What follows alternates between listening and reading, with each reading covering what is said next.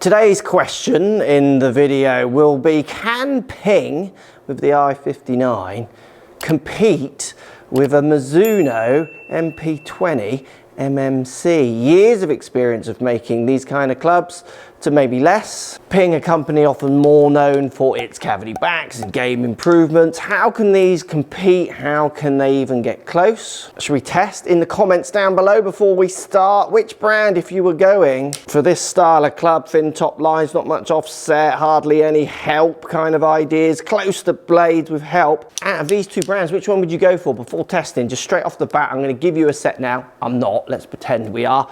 In the comments, which one would you go for? I know there's a lot of Mizuno fans out there, not saying there aren't Ping fans, but maybe not in this bracket of club. Let's test them. So down by the ball, they're very similar. The Ping is slightly slimmer. Obviously with the Ping, this is close, so you could compare this to the actual Mizuno MP20 blade as well, would be a very close comparison. If you want to see that one, maybe let me know down below. The offsets are very similar. The Ping presents with a slightly less long blade length. I don't even know if that is the case. That's just the shaping of it down by the ball. The Ping has the white line-up line at the bottom and more of a satiny finish, where it's more chromed in the Mizuno without the white line-up line.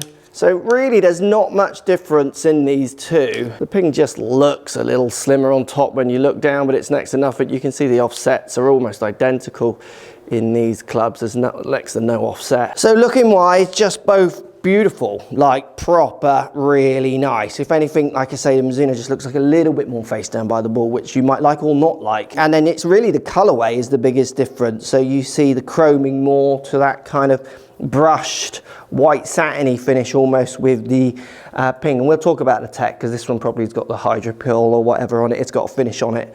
Often if it hasn't, we'll check it in the tech. So it's a tagline, nothing feels like a Mizuno. So how are Ping going to compete in that department? Let's start by hitting a few Mizunos. I've gamed Mizuno irons, I've tested them for years. They are fantastic in looks, as we just talked about, but in feel as well. For this kind of iron, that feels as solid as you would expect. I caught that one slightly out the bottom, but it's still doing absolutely fine. What I like with the Mizunos, as always, is they perform, sound, feel exactly what you expect from what you're picking up. So you're picking up a club with like a thin sole, and it's not got loads of help around the outside, even though there is a bit. It's got that thin top line. It's grain flow forged, so it feels like it's meant to, like there's no surprises. It's almost like a standard that other companies have tried to get to with feels and sounds of acoustics of this club. And there lies one of the differences, I think, in the marketing and how your votes might have gone at the start. Ping, you would argue, are trying to get more to this because we know them more for the cavity backs. Where Mizuno, I mean, when they're trying to go towards like a Ping 4G25, the big chunky one, again, out of those two, if we were testing the big chunky Mizuno, the big chunky Ping, I think more people would choose Ping. Well, I'm going to guess more people would choose Mizuno out of these two just from the beginning question. I might be wrong though, because market shift, and obviously Ping has made that style of club now for a while. Like the Mizuno just feels fantastic. I'm a bit of a Mizuno fanboy as well. I've always gamed Mizuno irons through certain parts of my life, and I just like what they do. I like their ethos of their company as well within the golf industry when it comes to making irons. It's just a good feeling iron. Obviously with any of these videos, it's always best that you test, because what I feel and what I like won't be the same particularly as maybe what you want out of an iron. So the Ping i59, I mean, I think Ping make this style of iron so well personally. I'm more playing on the perceived brand's feel of the two clubs. Does feel good. It has to be said, I would argue this one feels a fraction louder, maybe not as forged feeling as the Mizuno. Again, the looks down by the ball, almost second to none. This is one of the best looking irons in its bracket, I must be said. But then when I say this one feels maybe that fraction louder, so not as soft for whatever that means, maybe it just sounds different. And like I said at the start, maybe in my head, Mizuno is the desired goal for sound and feel. So again, it's my bias coming through. If you're newer to the game and you haven't got that history of feeling a club in a certain way, you might think that this one feels, sounds better or softer for your game. But for me, I would say lots of people who have maybe tried clubs for a while would say that this one feels a little firmer, where the Mizuno feels a fraction softer. But let's not forget that feel is fashion. Are blue trousers more in fashion than stone trousers? So what I mean by that, feel isn't particularly going to make me deliver the face of the path or the strike in a different way. It's just going to make me feel when I've hit the ball that it's done what I want it to do. That then might lead to other confidence, but that's again all pre-programmed or developing to the individual, if that makes sense. So the feel, idea, sound is definitely, it's anecdotal rather than that it is an actual thing. But I know when you get into this bracket of clubs, from my experience of selling them back in the day, people do want this club to feel, to sound a certain way, and it's definitely a little bit more towards the Mizuno. I'm going to carry on collecting more numbers as I switch between the two clubs. Let's see who's winning the tech battle between these two clubs. Like, can there really be tech in that amount of metal? So if we start with the Mizuno, it's layers of feel, grain flow forged from Hiroshima, Japan. So they're really pulling on their history of forging. It's multi-material construction. There is a TI muscle pad throughout with a 12-gram tungsten toe weight in the 4 to 7 iron for ease of launch and compact playing profile. So they're playing with launches and what have you, as well as shaping thinner top lines. You got a mixed satin and mirror finish in these, as well as stability in Tour preferred profile. Titanium muscle spreads weight for forgiveness from off-center strikes. So they're definitely trying to play with off-center strikes, even though it's a bladed club. Ping, alumini core technology, so aerospace grade aluminum inserts allows approximately 30 grams of material from the center of the club to be redistributed to the perimeter. So again, they're perimeter weighting.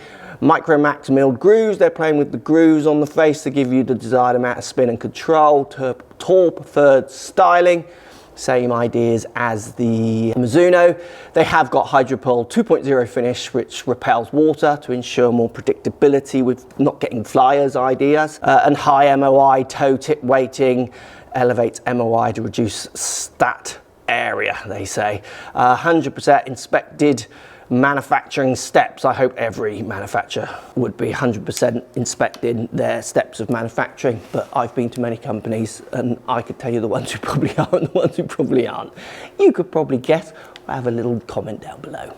So tech battles, I don't know if anyone's winning that, and I don't even know if it's the tech at the end of the day that will sell it to you. Do you know what I mean? I do think in drivers people are sold into tech, even though I don't think it means anything more. But because irons are about hitting a distance more, so generally because you've got an 8, a 9, you know, you've got clubs that go different distances. It's about hitting those windows a bit more than it is just sending it as far. Now you can dial into those looks, which is why they talk about shaping, sounds and feels. Mizuno again definitely feels more, let's just say feels more Mizuno, which people might buy into or not. The other thing with the Ping, as we try a couple more before we show you the numbers, got a fun game at the end as well. You've got ARCOS in the Ping, so you can choose to kind of activate that or not for yourself. So you can buy your clubs or your Pings and start tracking stats because you're going to get the ARCOS sensors in the top. A few points with that, which I think are really good and maybe not so good for some people. The Ping definitely sounds more piggy. This is all great and good, but what happens when you re-grip it? There's a bit of weight in that club. Do I need to put the same grip on? These are all questions that might make you think, well, I just don't want to faff with that because I don't want to collect stats. I personally think you should collect stats if you're someone who wants to improve. And if you're spending this amount of money on your club, it'd be quite interesting to know if they make you better or not. But at the end of the day, you might be just buying them because they look great, and that's cool as well. So looks very close. Ping slightly takes it if you want slimmer, sexier, but I think the Mizuno wins it on the chroming, which might tick more boxes. So again, it's personal. Feel, I think the Mizuno wins for me. It feels more like what this club should feel like, but it's close, like really close. Caught that out of the toe, but it's still doing all right. Let's look at these numbers. Let's see how this is coming out. So as you would expect, the numbers are literally as close to identical as you could get. 116 ball speed with both clubs, 20 degrees launch with both, standard deviations overlapping them, so 19.6 to 20.5, nothing. Spin within 100 revs, but the standard deviation is 200 revs, so that might be sold to you as a difference, and often can be in club fits. That is not a difference. My mess, my variation is bigger than the difference. And then the carry again at 5 yards drop off on the Mizuno for a few maybe worse strikes or a little pushy cut. 1 yard difference in total carry, 5 yards to 2 in standard deviation. I mean, they're just so similar. Delivered lofts, less than a degree difference in delivered loft. Strikes almost identical. I mean, we are looking at two clubs there that are performing as you would expect. They're basically pretty much the same club, apart from the emotional difference that you might feel. Plus, you might buy into the hydropearl finish of this. So if you think if their groove pattern, their hydropearl finish gives you a few more consistent spin numbers over a variation of lies, over a season, over 3, depending on how long you keep your clubs, that's something that might play through to shave a few strokes off. Again, like we talk about the standard deviation on the numbers, I think your mess will be far bigger than that. But why take that away? You know, I wouldn't be surprised, like, Ping are a little bit like the Mercedes. I've said this before in the car industry, and maybe not so true anymore because of things like Tesla and what have you. But often what you'd see in a Mercedes, you'll see in a consumer car like X amount of years down the line. Similar with Ping, like they're doing that finish and they're seeing different numbers on their spin, which they'll be testing controlled environments and seeing those differences. I'll be shocked if other companies don't just bring their version out of it, because at the end of the day, in the golf industry, from content to golf clubs to magazines, everything, everyone's just copying each other basically, because physics is just physics, really, I think. Right, fun game time. We're at Pebble Beach. This green I never hit. It's 183 yards, and you could see I was carrying it about 164 or whatever it was. So I'm going to try and carry it 170 and hit the front left portion of this green.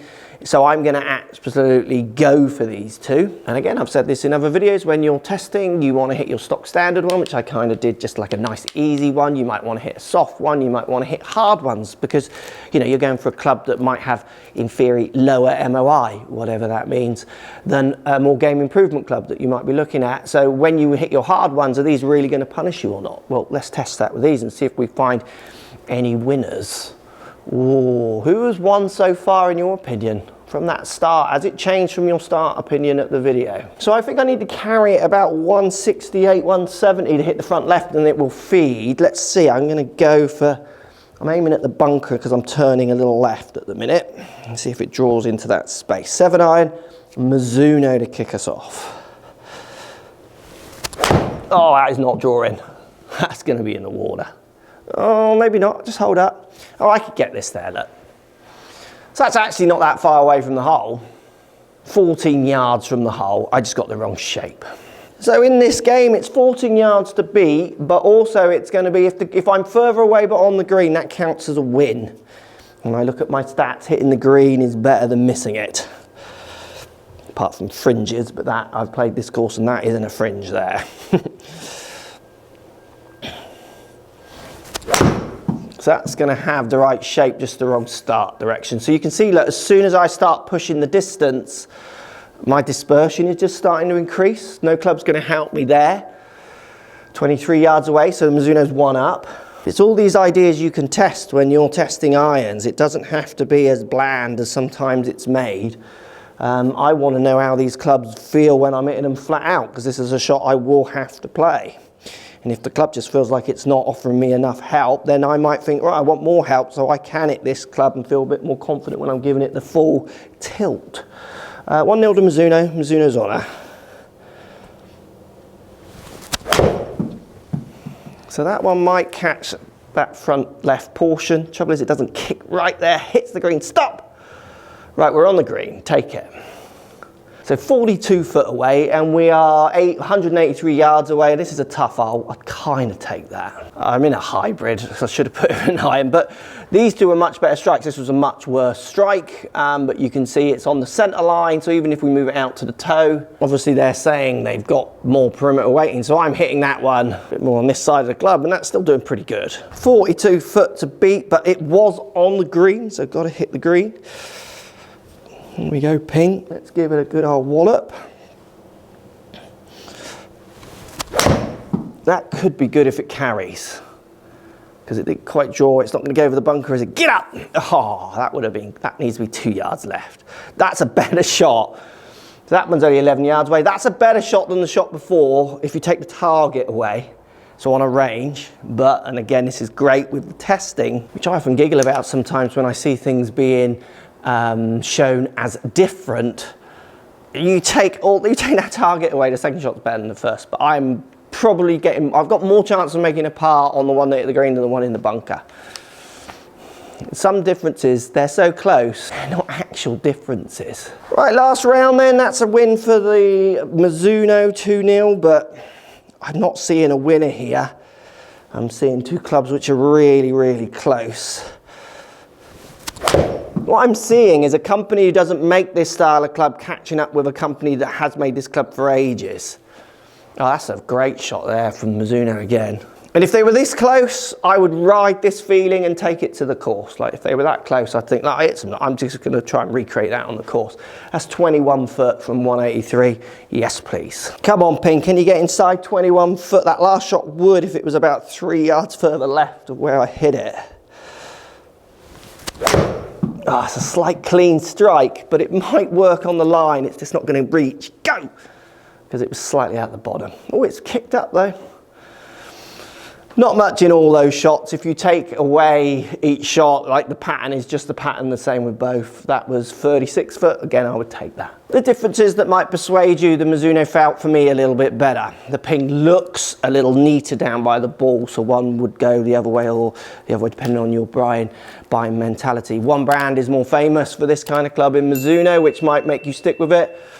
One brand is definitely catching up, if not caught up. I mean, that's just a really good club. And then Hydropearl in the Ping might sway you over the Mizuno, and Arcos might sway you both ways again. It might make you think, I want that or not. Again, let me know in the comments. Two great performing irons there. I'm going to choose the Mizuno just because I'm a bit of a fanboy, but I wouldn't buy on, don't buy on that. That's like me, that's very biased. They're both good.